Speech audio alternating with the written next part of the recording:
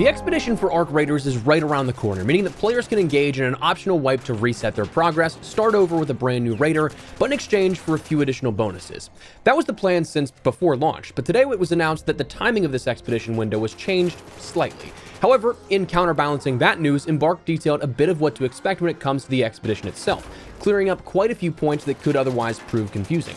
Today we're taking a look at the expedition and what you need to know. I'm working on a guide here this upcoming week that will dive way deeper into the intricacies of the expedition and the best ways to min-max it, or perhaps clarification on if it's the right move for you at all. But today we're taking a look at a bit more of the official information. So drop your thoughts as we go along, drop a like if you enjoy the video, and make sure to subscribe to stay there with all things Arc Raiders and even more FPS content I'd love to have in the community. But for now, let's get into it. So first, the minor change in the expedition. Previously, since mid-October, before the game even began, our first expedition window was laid out pretty clearly. We had from October 30th and the game's launch to December 14th to, at minimum, reach level 20 to access the expeditions as a whole, and then to do anything we really wanted towards that, gathering supplies, getting ready, choosing to go on that or not. That's entirely up to us. Then, when it would come December 15th, we were told the finalization phase would open up, which is when you can commit to the expedition. You're locked in, you're finally on December 21st, able to see your raider set off into the unknown, and then you become a new, fresh face in Speranza, poised to make a name for yourself all over again.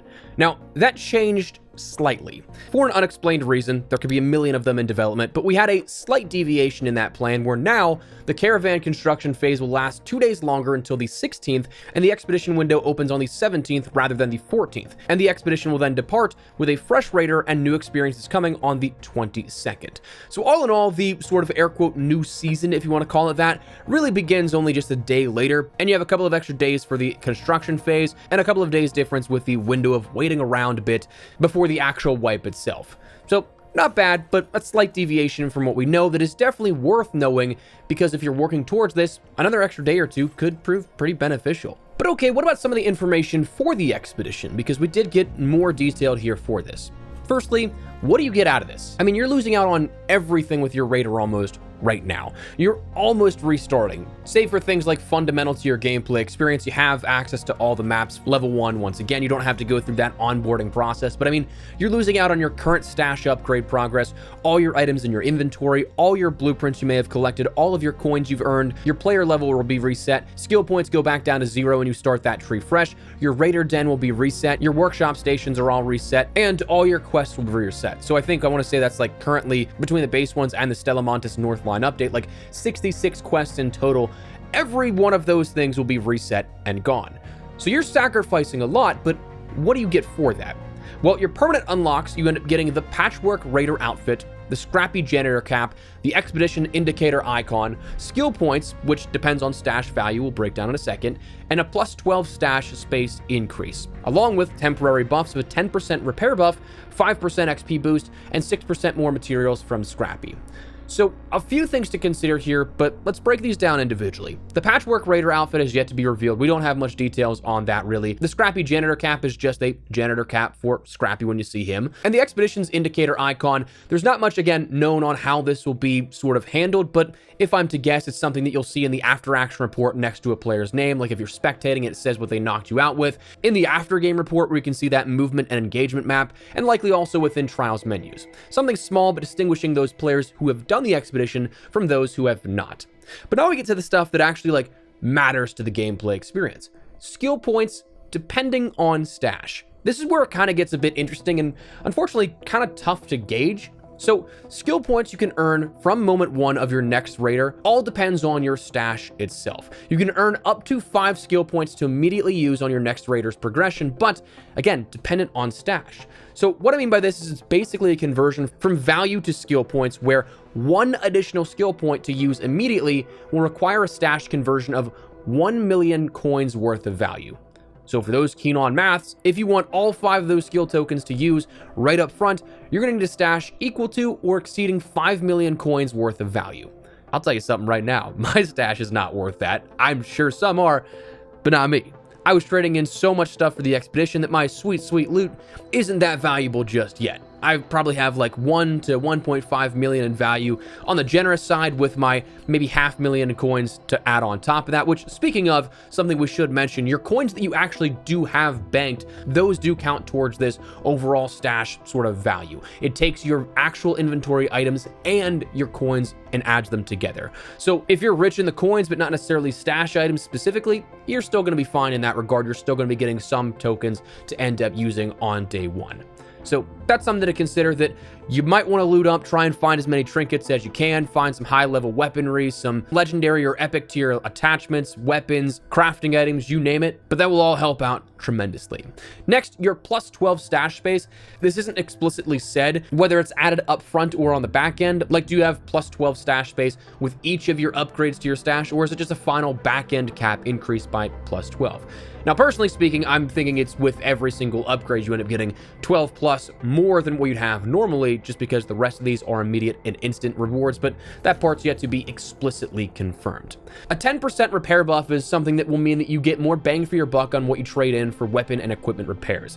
This is definitely nice to see, and I'll be curious to see how effective it is, because oftentimes there are multiple items that it actually makes no sense to repair them versus just making another one, because the quantity of the repair items are so close to that of just crafting a new one that, depending on where that durability factor is, like if you're at 10 out of 130 or something like that, it just makes more sense to make a new one of those items. But a nice buff to see that we could end up getting something that's a bit more, I guess, more consumer friendly per se in regards to those repairs. Your 5% XP boost, not much by any accounts, but a way to end up earning a bit more XP over time than someone who did not take part in the expedition. I think that's a number that is a solid bonus for those that already want to do the expedition, but it's not something that is decentivizing those who don't necessarily feel comfortable giving up all their loot or what they've accrued so far. Like, it's nice to have, but it's not a needle mover for me, or at least I don't think so. And then finally, 6% more materials from Scrappy. This also appearing to be from level 1 and increasing as you upgrade Scrappy more and more, but from the start you'll end up getting more to work with in terms of those crafting materials, which is a definitely nice go. One thing that I think should be noted, however, with these temporary buffs, explicitly it's mentioned while skill points, extra stash space, and cosmetics are permanent unlocks, the account buffs will expire if you choose to not depart with the subsequent expedition. Bear in mind, buffs will increase in power for your next 3 expeditions, but only 1 departure allowed per expedition window.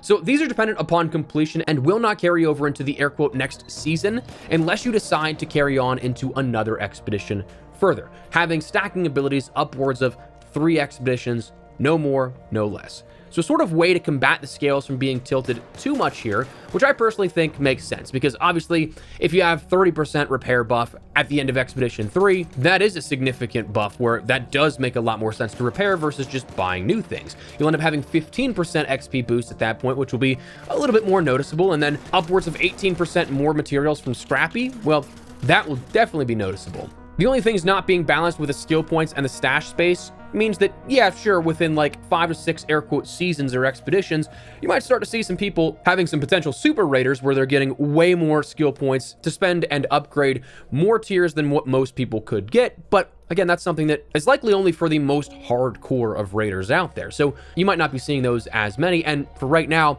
it's only all in theory. They could implement a cap here on that in the future, but for now, the temporary buffs are what we have as what you need to chain together to keep those.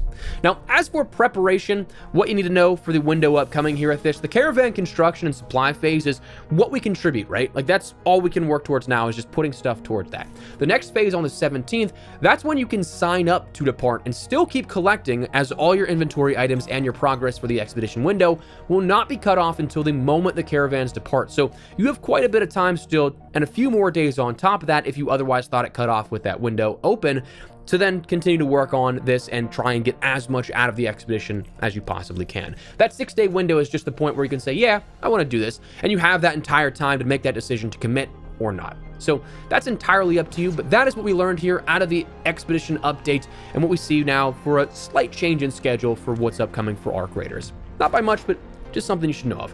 So let me know your thoughts down below. What do you guys think of this? You like the sound of the expedition? Do you think the 5 skill points being 5 million in value is a bit too much, too little? Let me know. But if you guys enjoyed the video, if you found it at all insightful, do me a favor and drop a like on it. Of course, if you are new to the channel, make sure you subscribe so you don't miss a single thing running all things Arc Raiders and even more FPS content I'd love to have in the community. But for now, thanks so much for watching. Mine has been Espresso. I'll see you later.